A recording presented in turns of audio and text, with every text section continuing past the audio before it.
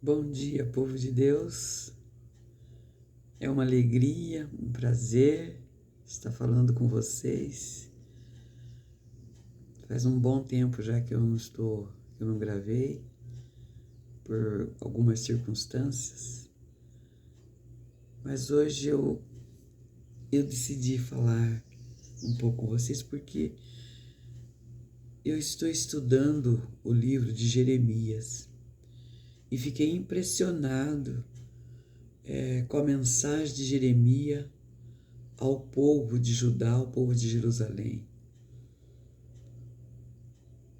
As coisas estavam acontecendo e Jeremias naquela angústia, naquele desespero, alertando o povo, porque Jerusalém ia ser invadida pelo rei de Babilônia, pelo rei Nabucodonosor, e eles não estavam acreditando nos acontecimentos. Então, eu comparando o momento que nós estamos vivendo hoje com os dias do cerco de Jerusalém, eu fiquei preocupado e pensando, dá-se uma impressão, não é isso? Que nós estamos no mesmo patamar.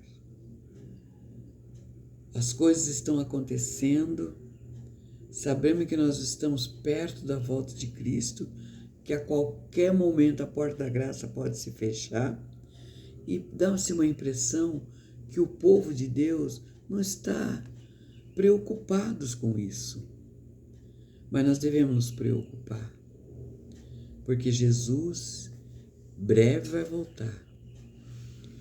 E como foi naqueles dias terríveis que aconteceram, Deus queria salvar a nação de Israel, Deus queria salvar o povo de Judá, e eles não se voltavam para Deus, eles estavam muito preocupados com as coisas da sua vida, eles estavam muito preocupados em adquirir bens, em trabalhar. Outros adoravam outros deuses, não adoravam o verdadeiro Deus de Israel.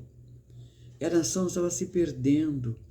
E Deus, para que a nação não se perdesse, resolveu entregá-los nas mãos de Nabucodonosor, para ver se eles acordassem. E o profeta Jeremias pregava, dizia para eles: vocês vão ser entregues nas mãos do rei Nabucodonosor, e vocês vão ficar cativos em Babilônia por 70 anos. Mas os falsos profetas, aqueles que ficavam passando a mão na cabeça, dizendo que não tinha problema nenhum, que talvez só ia ficar 2 anos. E era uma angústia que o profeta Jeremias ficou. E ele dava mensagem, ele subia e descia aquelas ruas dando a mensagem. No capítulo 4, no versículo 17, ele diz: lava o teu coração da malícia, para que seja salvas. Até quando hospedará contigo os teus maus pensamentos? Esse era o apelo que Jeremias fazia: lava o teu coração, né? E em Jeremias 6, verso 16, ele diz: assim diz o Senhor, ponde-se-vos à margem do caminho e vede, perguntai pelas veredas antigas, e o bom caminho, andai por ele, e achareis descanso para vossas almas. Mas eles diziam: não andaremos. Jeremias, não andaremos na tua palavra. Deus falou: volte para os caminhos, para as veredas antigas, aqueles caminhos que foram ensinados. Quando Deus tirou o povo do Egito, Deus deu ordem, Deus deu lei, Deus deu saneamento básico, Deus deu tudo para aquele povo, para que eles fossem um povo especial. E o profeta dizia: volte às antigas. Mas eles dizem: não voltaremos, não andaremos. E aí em Jeremias 6, verso 19, diz: ouves tu, ó terra, eis que trarei mal a este povo, o próprio fruto dos seus pensamentos, porque não estão atentos às minhas palavras e rejeitam a minha lei. Eles transgrediam abertamente a lei de Deus. Aqueles que não faziam para que os outros vejam, mas eles faziam em pensamento, transgrediam em pensamento. E Jeremias 8 diz: que o castigo é inevitável. E no verso 5, este povo persiste no engano e não quer voltar. Um Deus amoroso e carinhoso, buscando salvar aquele povo, mas eles não queriam ser salvos. Dá-me uma impressão que nós estamos vivendo isso hoje. As igrejas estão perdidas, são gananciosas, só pensam no bem, de riquezas, não se preocupam com o próximo. Eu ouvi assim testemunho de pessoas passando necessidade dentro das igrejas. E o pastor falou, eu não estou nem aí, se virem. E fiquei horrorizada com isso, né? No verso 6 do capítulo 8 diz, não se arrepende de suas maldades e tem a ousadia de dizer, o que fiz eu? Ainda dizia o que eu fiz, né? Mas no verso 7 diz, até que até a cegonha no céu conhece as estações, a andorinha e o gru, mas o meu povo não conhece o juízo do Senhor. E é verdade. A própria natureza está clamando, a própria natureza está dizendo, eis que eu estou chegando, eu estou voltando. No capítulo 8, do verso 9, diz assim, os sábios serão envergonhados e serão aterrorizados e presos, porque rejeitam a palavra do Senhor.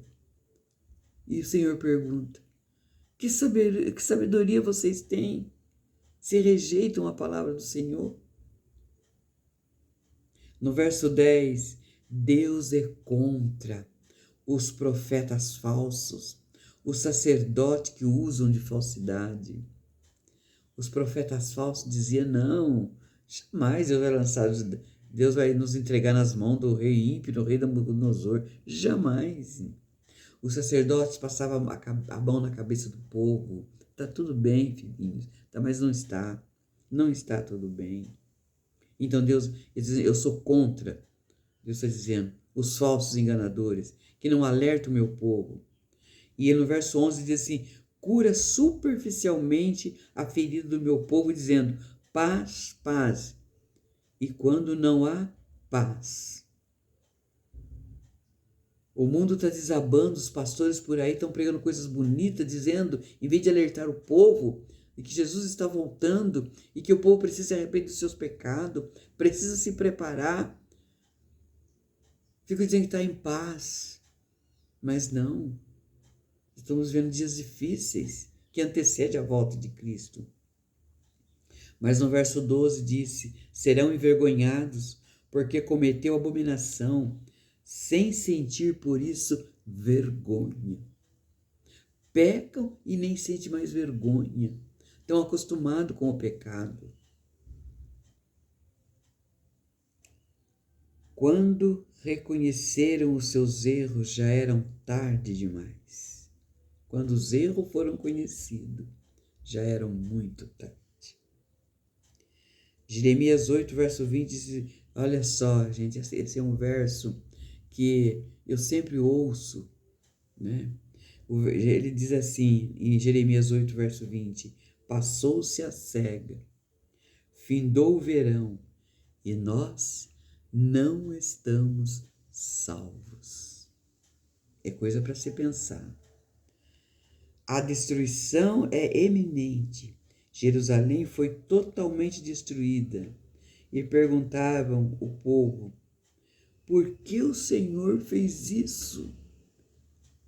Ainda tinha ousadia de perguntar por que o Senhor fez isso. Mas Jeremias 9, verso 13, responde, porque deixaram a minha lei que pus perante eles, não deram ouvido no que eu disse. Porque deixaram o Senhor, deixaram a sua lei. E é uma coisa assim que entristece muito.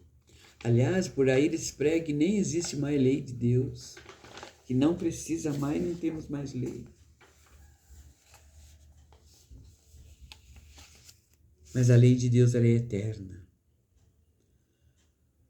E a Bíblia diz lá em São João, no 1 São João 3, 2, verso 3 e 4. Lá diz, pergunta, o que é pecado? Pecado é transgressão da lei de Deus. Se não houver lei, não há pecado. E se não há pecado, Jesus não precisava ter morrido na cruz. Então a transgressão da lei é um grande pecado. E pela transgressão da lei, o povo de Israel, eles foram invadidos por Babilônia, porque transgrediram os mandamentos do Senhor. E para eles não ser totalmente perdidos, Deus os levou para a Babilônia, cativos. E ali em Babilônia, eles foram ver o que é servir outros deuses. Diante de um Deus pagão, um rei severo, que os maltratou, obrigando eles a adorar outros deuses. Então eles tinham saudade. Eles tinham saudade dos cantos de Sião. Mas passado o tempo, Deus os trouxe de volta. Assim também vai acontecer na volta de Jesus Cristo. Antes que ele virá, o mundo estaria numa bagunça, ele disse. E nós estamos vendo isso, tanto no social, tanto no mundo espiritual, na religião, em todos os aspectos, na moral. O mundo está perdido. E o mundo está maduro para a colheita. E Jesus vem colher os seus, levar os seus para o céu e destruir esse mundo perverso. Eles estão lutando para salvar o planeta. Eles deviam de lutar para salvar a si, porque o planeta será destruído. Nada mais que fizermos para salvar esse planeta. Lógico, precisamos cuidar da nossa casa, do nosso planeta. Precisamos cuidar porque vivemos aqui. Mas nada mais vai salvar esse planeta. Ele caminha para a destruição. E Deus vai vir tirar o seu povo daqui. Vamos nos preparar, irmão, para a volta de Jesus, porque ele em breve virá. Breve, muito breve. Cuidado com tua vida. Uma vida leviana. Precisamos pensar nisso e nos preparar. Oremos nesse momento, querido Deus. Nós amamos a Ti, Pai, e queremos viver a eternidade contigo. Por favor, nos salva. Salva nós e a nossa família. E salva também as pessoas que porventura foram assistir esse vídeo. Que todos nós precisamos nos preparar para termos um encontro contigo. O mundo vai de mal a pior, mas o Senhor nos prometeu nos resgatar daqui. E nessa promessa nós confiamos. Por favor, Senhor, cuida do teu povo. Eu oro no nome santo de Jesus. Amém, Senhor. Amém. Que Deus abençoe vocês. Por favor, passe essa mensagem a outras pessoas. Aquelas pessoas que você ama e que você acha que ela está precisando de ouvir uma mensagem de esperança. Por favor, passa para elas essa mensagem. Eu agradeço a tua atenção em nome de Jesus. Amém?